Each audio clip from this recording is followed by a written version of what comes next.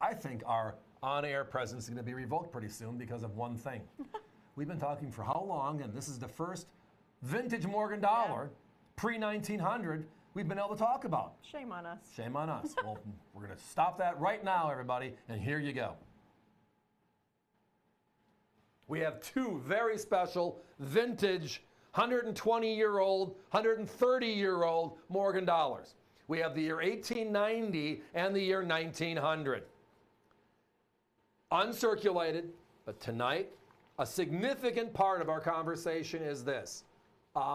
Only $69.95 for a 120-year-old Morgan, a 130-year-old Morgan. That's the deal here. And look at how gorgeous these coins are. Competition's at $158 and $143 respectively. We're at $69.95 each. It's a your choice opportunity, folks. Buy one or the other, mix or match, multiples of one.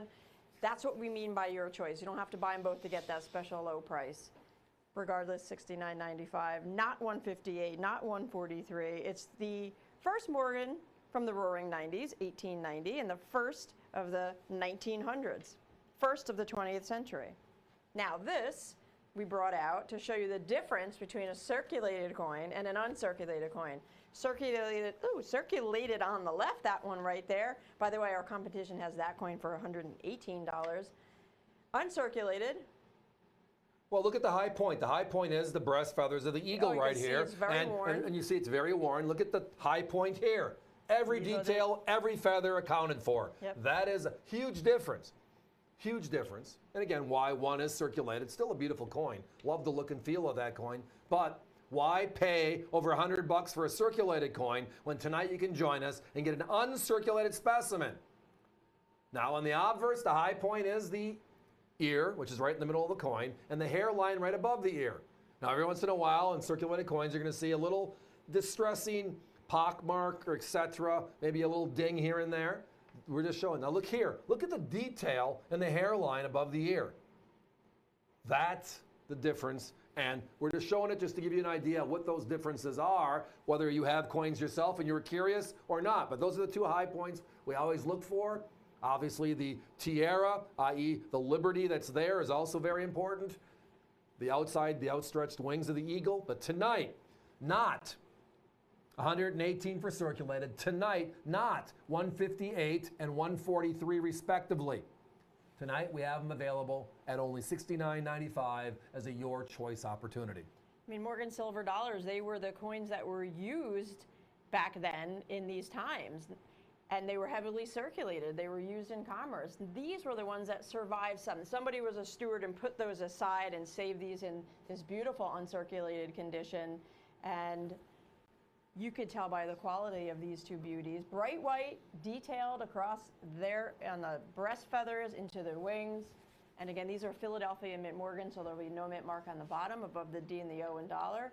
And once again, we're showing you that circulated piece that should give you an idea of the difference between an average circulated Morgan silver dollar and an uncirculated Morgan silver dollar. You see the difference in the detail, especially in the breast feathers and down into the underling of the tail, across the wings as well. Wherever the high points in the coin are is where they're going to be worn off the fastest and the easiest. And in those uncirculated pieces, you find all the detail in the breast feathers, into the wings. And again, the wings, kind of like the elbow of the wing where there's great detail that disappear. It's just part of the process.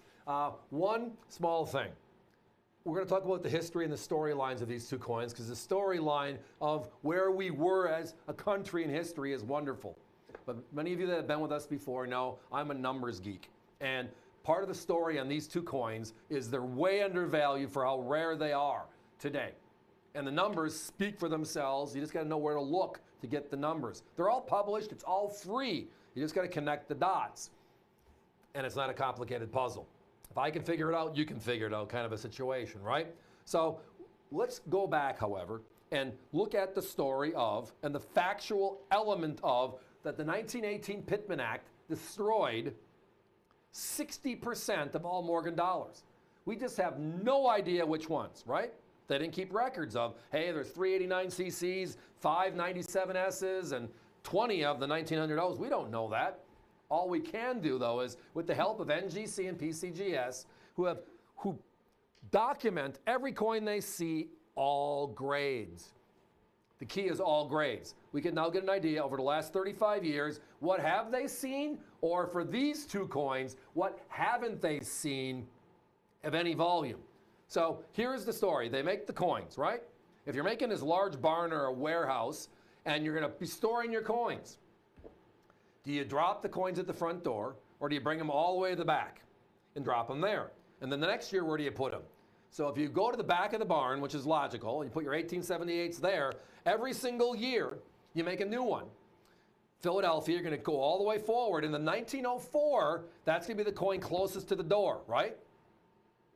So are coins closer to the door, 1878 or 1904? Now, 1918, we melt them all. So 21s don't matter.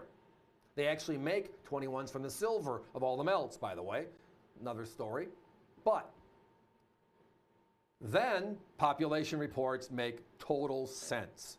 They made 16.8 million in 1890.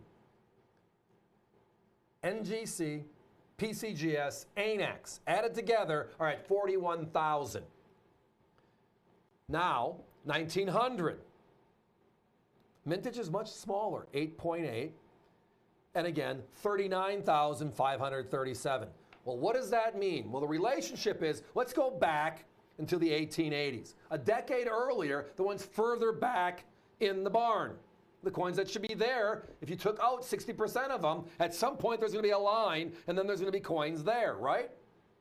The 81S, 275,000 coins have been seen. The 83O, 84O, 242 million. 85O, 238 million. 86P, 154 million. 1,000, excuse me. 87, 220,000. And then these two, 41,000, 39,000. Point taken. That's a numbers geek story on these two coins. Now the best part is, that's just part of the puzzle. We're just telling you they're not out there. That's why you don't see them. The reason why my competition has their prices so high, but there's other elements that make these fun.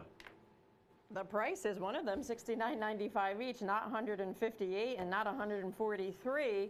We're at $69.95 for the same uncirculated gorgeous pieces. Again, that coin on the left there for comparison is selling around $115 to $120. The coin that we just showed you, the uncirculated pieces, with us tonight, $69.95. It's the 1890 and the 1900, the first of the 1890s and the first of the 1900s.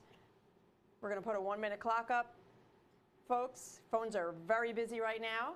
So if you're joining us online via the web, that website is avccoins.com. And you have item number 905-1840 and 905-1526.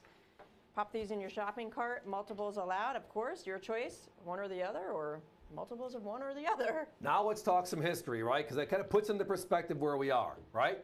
I remember beepers coming out in the 1990s. Not the 1890s, 1990s. Beepers, right? What was going on in 1890? Well, they passed, right, acts of other sorts that we have every year. But then there's real life events. Idaho and Wyoming become the 43rd and 44th state in the union. And then if you're a football fan, college football's been out there for a couple of weeks now, right? The very first ever Army-Navy game, and Navy won. 1900, how about 1900? McKinley won his second term. And the thing that I thought was the most unique was the average yearly income was $3,000.